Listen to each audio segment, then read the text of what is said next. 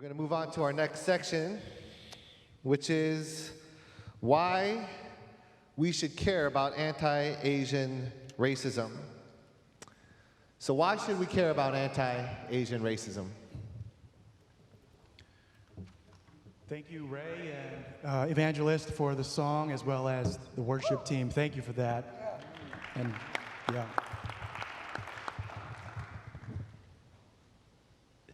I think it's a shame that we even have to ask this question. Yeah. Why we need to care about anti-Asian racism, or why we need to say that Black Lives Matter. The fact that we have to argue about those things at all is a sad state of affairs. At a basic level, we are human beings. We bear the image of God. And God doesn't just love human beings, but he hates murder. If we are the people of God, then that should also characterize us. Some numbers may help sometimes. Stop AAPI Hate in their March report had received 3,800 self-reported incidents of anti-Asian racism or hate, and one NBC News article that just came out said that because the community is so prone to underreporting, the counts may be closer to 2 million.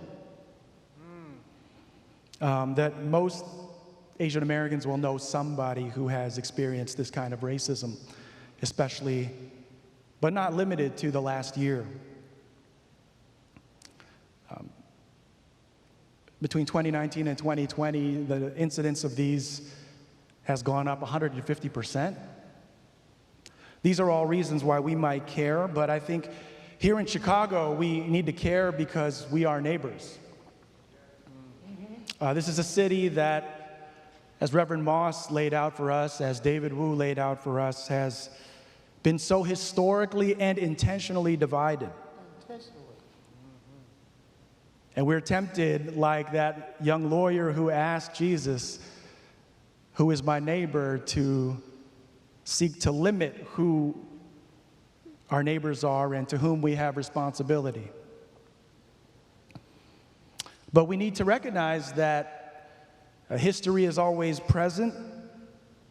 The inequalities and the violence that characterize our city, these are not accidents, but these are intentional, consequential, lethal. And of course we ought to care because we're sisters and we're brothers, we're members of the body of Christ. And so, as was said by our sisters a moment ago, what happens to one of us affects us all, and our well-being, as was said, is shared, and so also is our irresponsibility.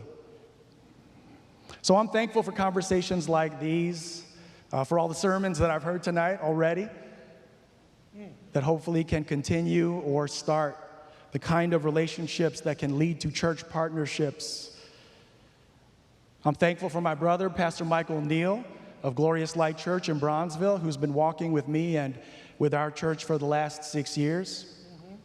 We met on the lines of protest and demonstration after the release of the shooting of Laquan McDonald, and since then we've been walking together, and he was one of the first people to check on me and check on our church in the last several weeks. And I'm thankful for all of you who are here or joining us through the internet, because I'm reminded that this is spiritual work. Yep. To care at all. Yes. And to do something about it. I'm coming at this today from two perspectives. First, as an Asian American pastor. Many Asian Americans are in my church, and so it's my responsibility to care for them. And I would say that for many of us, we have regular social interactions and with neighbors, coworkers, friends who need our care.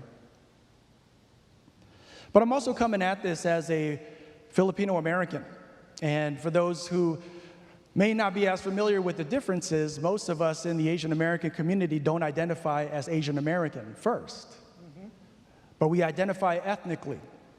And so I love that Reverend Moss raised COVID-16-19, and for us, for me as a Filipino American, I'm thinking about COVID 1521. Come on. Come on. When the Spanish came and colonized the Philippines, bringing their version of faith with them.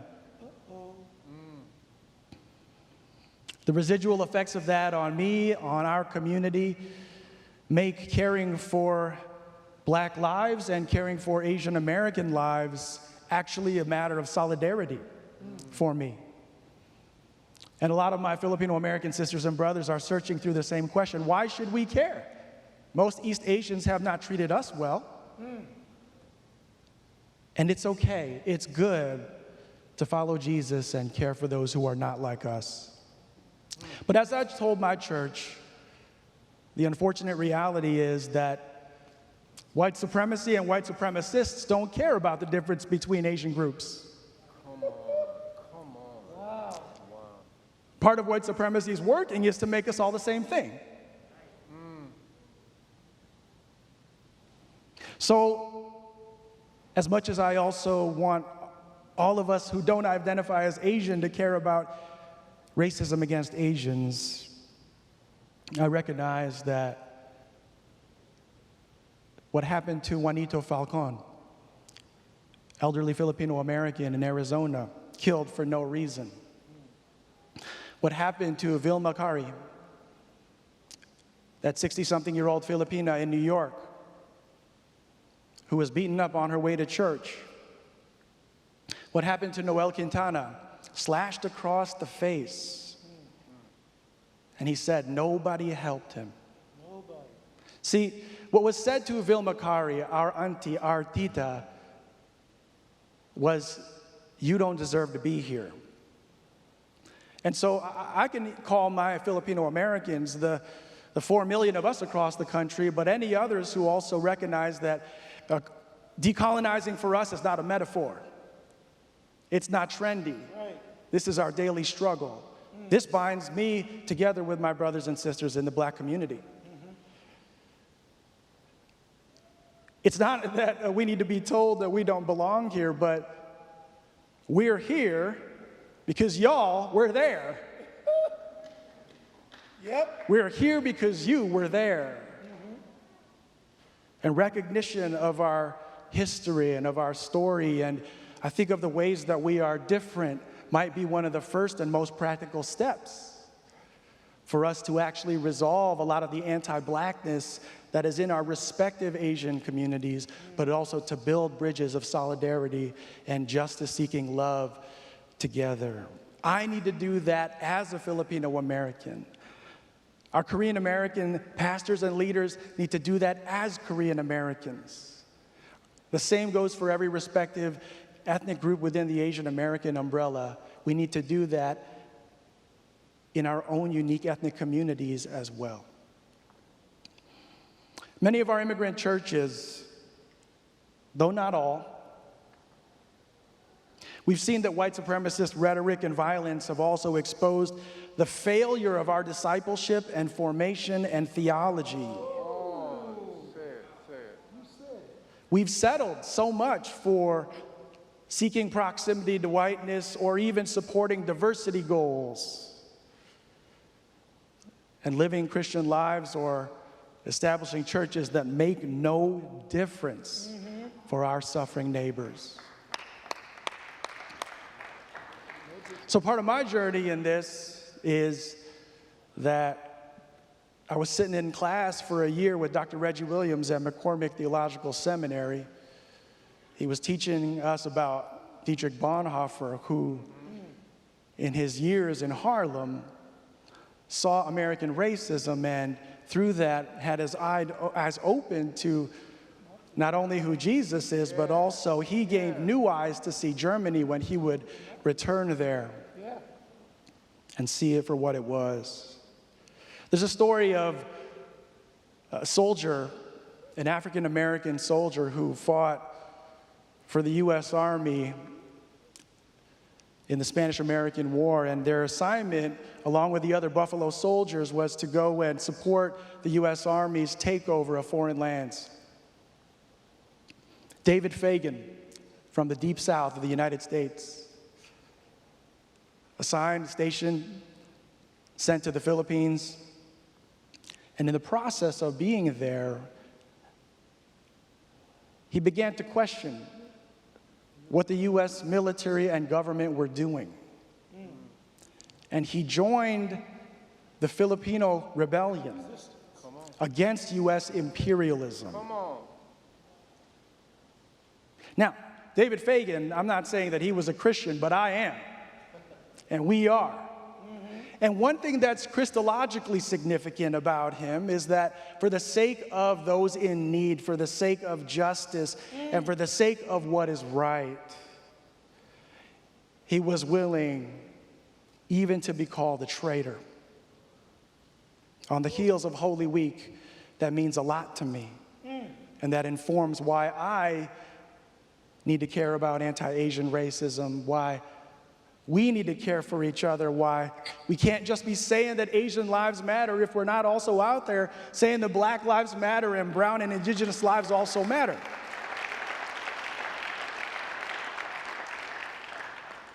Of course, with whatever perspective I look at this, and I recognize that the Spirit calls us to be involved. So guided by my faith, guided by Jesus himself, we're here.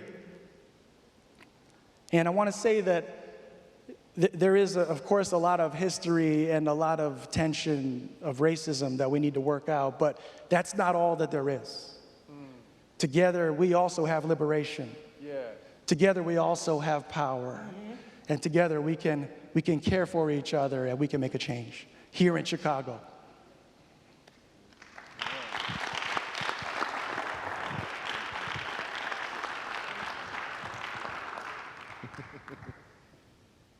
This is what happens when you get a bunch of Christians together on the same platform. I hope all of you have enjoyed your experience thus far tonight.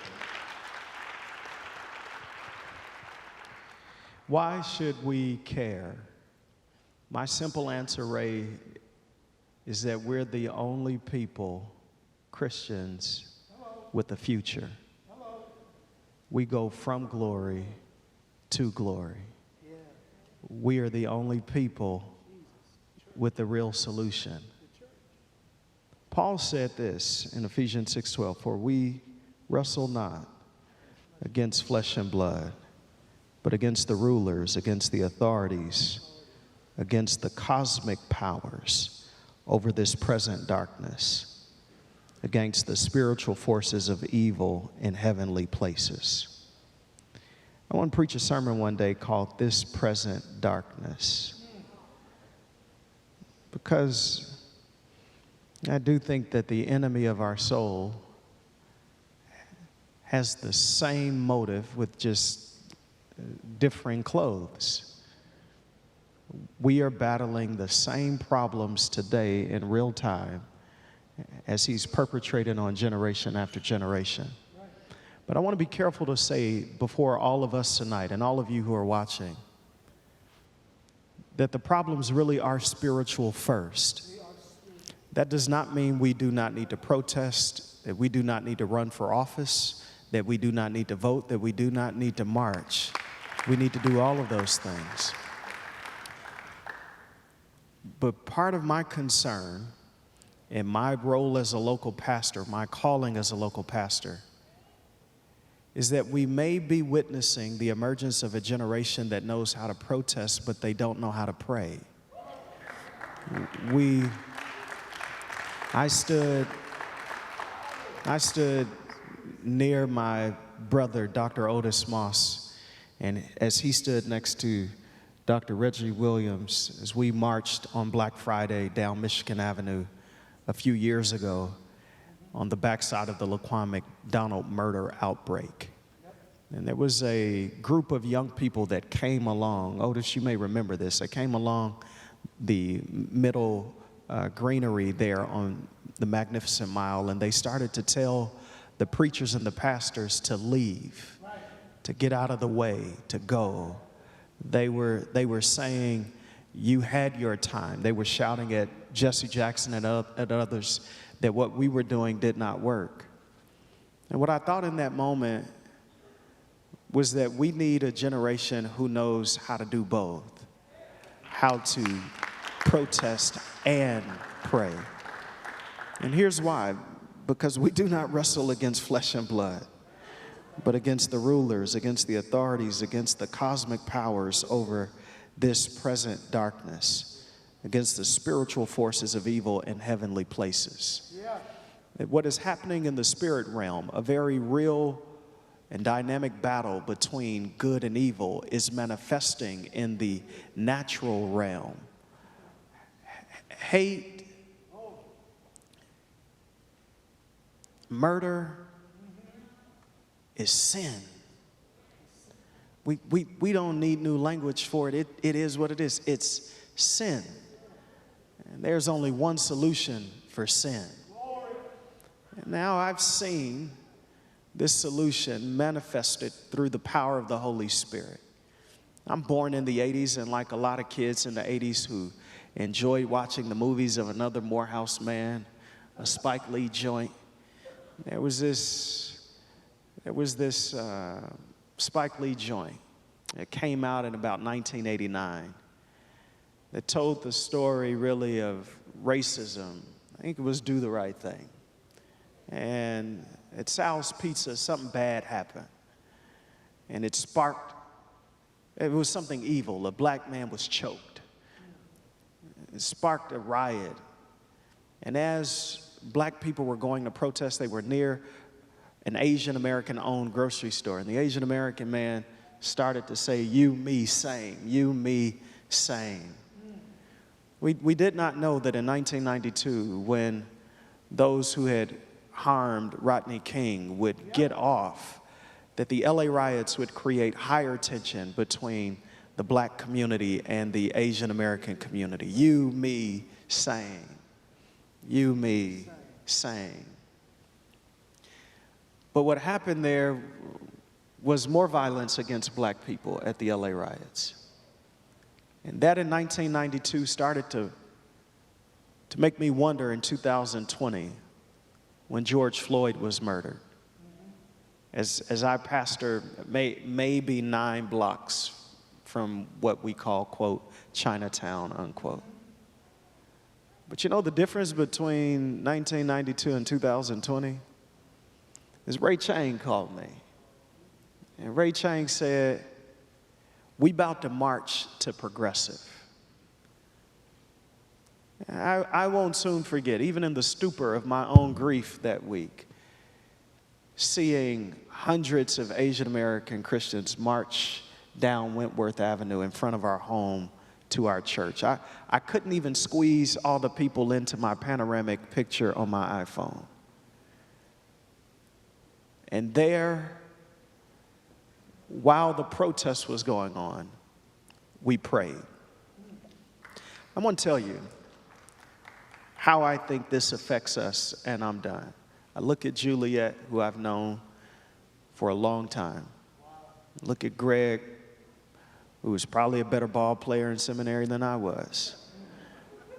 I look at Gabe, who works at the Hebert Center. Look at Ray, and I think Peter Cha. There's a name that you should know, a picture that's been in my office for 10 years, Peter Cha. He taught social and cultural exegesis my last year at Trinity. University of Chicago, bachelor's degree in sociology, a PhD from Northwestern. And he taught social and cultural exegesis. And Peter, for whatever reason, took a liking to me. Dr. Cha pulled me under his own coat and made room for me. And he taught me not to think of my Asian American brothers and sisters as some model minority. That was the language. But he taught me to value my own experience at Trinity and to put my arms around my Asian American brothers and sisters. And he taught that to me not by telling me to do it, but by modeling it. Dr. Cha was the fiercest advocate for black students at that school, and he was an Asian American professor.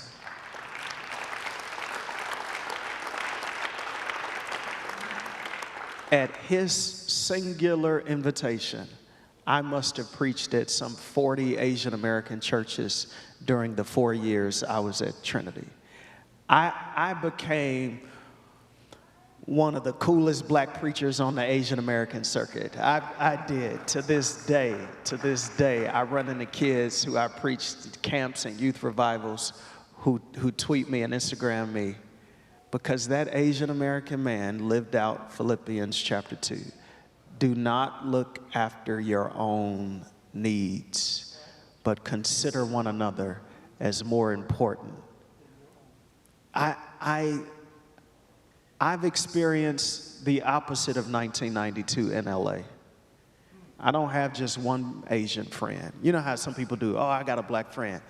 Or I know black people and they got one black friend, which may or may not be a friend. I got a number. And it's not because I tried to make it happen. It's because this community has loved on me. And so when Ray called, there was no second thought.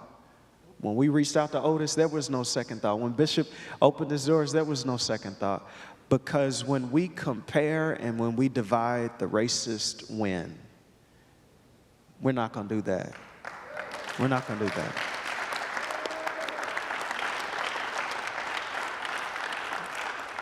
Because we wrestle not against flesh and blood, but against principalities, rulers of darkness in high places.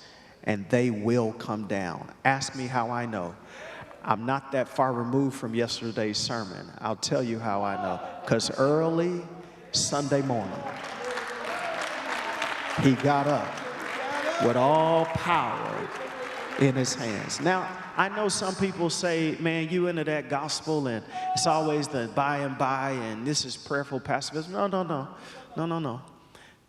It's just a matter of time before we see King Jesus riding back and all of the world bowing before him. Love you, Ray. Thank you.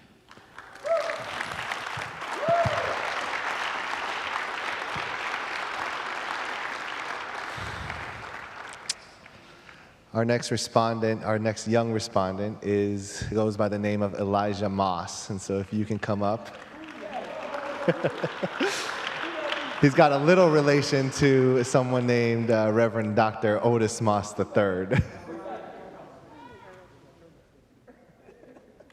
My apologies, I've been sweating under this mask a little bit. My name is Elijah Moss. I attend Morehouse College, sophomore. Thank you.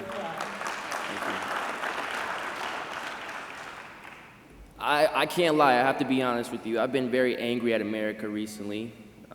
Just the climate of hate that we've seen towards African Americans and towards Asian Americans. While I was at Morehouse, we were on our way to a party, my buddies and I. We called an Uber, and the Uber, he said he was Asian American. I saw his face when he was picking us up, and we got in the car, and he played the music. We were all having a fun time, and when he dropped us off at our destination, he grabbed me as I was leaving. He said, "Thank you." And I was confused at first. I said, what are you thanking me for? And he said, "People have been canceling me all day long, all week." Now, this was a few weeks before the pandemic, and I was forced to go home, and it really didn't hit hard until I got home and realized everything that was happening. We have to break down these walls of white supremacy, walls of division, walls of hate. And I thank these wonderful sisters up here who moved me today as well, who also showed that men have to take responsibility as well, what we've been doing.